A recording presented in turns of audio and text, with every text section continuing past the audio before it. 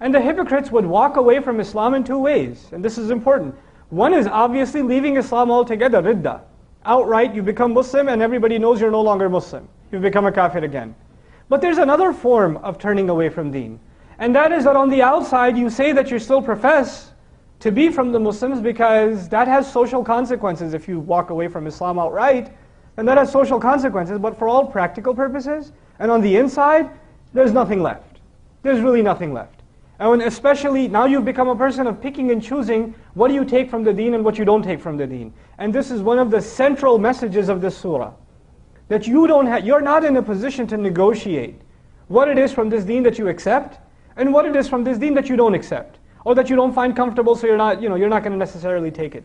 This is one of the central ideas communicated in this deen. Just recently, actually yesterday over the internet, I was talking to a youth group in DC. And a question came up in the discussion. There was this young sister who asked the question, I love everything about Islam except hijab.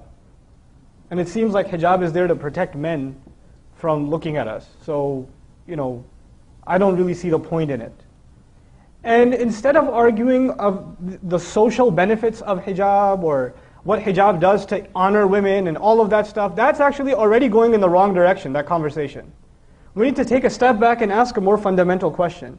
Let's take a step back and let's ask Ibrahim alayhi salam. Ibrahim alayhi salam loves Islam too. But then Allah makes a tiny little request. How about you go in the middle of the desert and leave your family there? Right?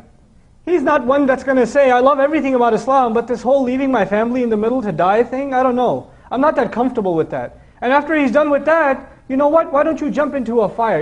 I love everything about Islam, except this whole burning myself alive, that's asking a little too much. Nope, you don't find that question. Then Allah says, put a knife to your son's throat. Go ahead. And he says, I love Islam, but I also love my son. I don't know, can you give me a logical explanation for why I should do this? Can you tell me the social benefits or some of the other reasons, other benefits that why I should be obeying you? إِذْ قَالَ لَهُ رَبُّهُ أَسْلِمْ قَالَ أَسْلَمْتُ لِرَبِّ الْعَالَمِينَ. There's a reason Allah taught us that lesson in Surah Al-Baqarah. Whenever Allah said to him, give yourself up, submit, surrender, he said, I surrender, I give myself up. I submit myself entirely before the Master of all peoples, بِرَبِّ الْعَالَمِينَ. So before we talk about any aspect of deen and try to figure out the logic of it, understand the larger purpose. Allah has made this deen one of submitting to Him. If you're having a hard time submitting to Him, you're having a hard time with Islam itself, the very central idea of deen itself. It's not to say you shouldn't understand the ahkam of Allah, but you and I have to be ones that once we understand them, we have to, whether we get it or not, whether we see the logic of it or not, we have to give it up. We have to just give it up. Ya ayyuhal ladhina amanu. Of course the ayah is addressing us. Man yartadda minkum an dinihi. The one who turns away among you, minkum, an dinihi, from his deen. The one who turns back from among you from his deen.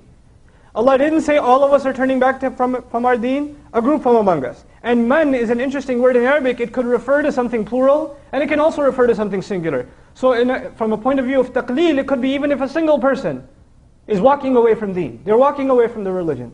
And I've already mentioned to you this can happen in two ways.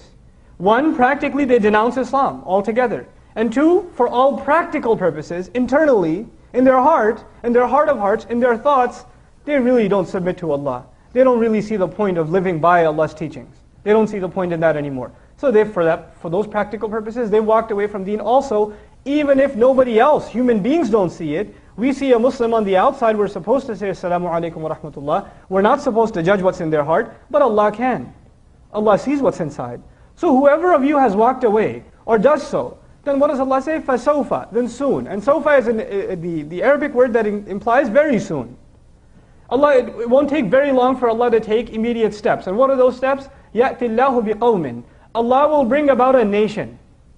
Allah will bring forward a nation. It's very interesting.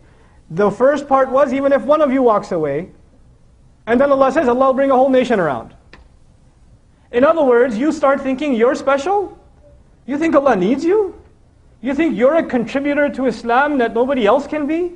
That you are irreplaceable? Allah Azza wa Jalla essentially says, what to speak of you, I'll bring a nation instead of you. You're not an asset. Don't think of yourself as that high.